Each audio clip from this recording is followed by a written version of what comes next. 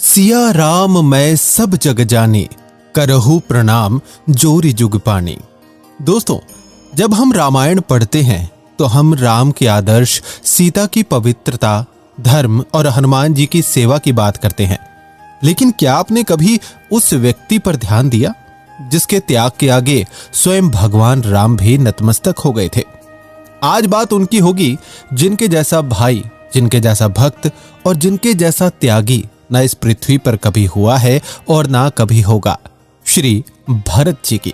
भरत जी स्वयं भगवान विष्णु जी के शंख के अवतार हैं। जैसे शंख की ध्वनि अशुभता को मिटा देती है, वैसे ही भरत जी का चरित्र मनुष्य के भीतर के लालच और मोह को मिटा देता है। जब माता कैकेयी ने उनके लिए अयोध्या का राज सिंहासन मांगा तो दुनिया की नजरों में वो एक साम्राज्य था, पर भरत जी की नजरों में वो उनके भाई के चरणों की धूल के बराबर भी नहीं था। उन्होंने उस राज्य को ठुकराकर यह सिद्ध कर दिया कि सत्ता से बड़ी सेवा होती है। भरत जी का श्री राम के प्रति प्रेम इतना निष्काम था कि उन्होंने उस मां का ही त्याग कर दिया जिसने उन्हें जन्म दिया था। उन्होंने सारी उम्र कैकेयी को फिर कभी मां कहकर नहीं पुकारा। यह कोई क्रोध नहीं था, बल्कि एक भक्त की पुकार थी। उनका मानना था कि जो रिश्ता मेरे प्रभु राम से मुझे दूर कर दे, वो रिश्ता मेरे लिए विष के समान है। भरत जी चित्रकूट गए और राम जी के चरणों में गिर गए। लौटने की विनती की तो राम जी ने पिता के वचन को सर्वोपरि रखा। तब भरत जी उनकी खड़ाओं यानी कि चरण पादुका लेकर लौट आए। लेकिन क्या वो अयोध्या के राजमहल में गए? नहीं, वो अयोध्या से दूर नंदीग्राम में रहने लगे। विचार कीजिए, जहां राम जी वन में जमीन पर सो रहे थे, वहां भरत जी ने जमीन से भी नीचे एक गड्ढा खोदकर उसमें कुशा बिछाकर सोए।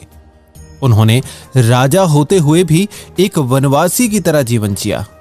क्या आज के युग में हम ऐसे त्याग की कल्पना कर सकते हैं? कदापि नहीं।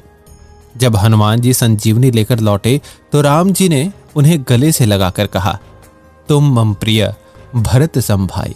राम जी के पास लक्ष्मण थे जो साये की तरह साथ रहे, पर राम जी जानते थे कि भरत दूर रहकर भी पल पल उनके विरह अग्नि में जल रहे होंगे।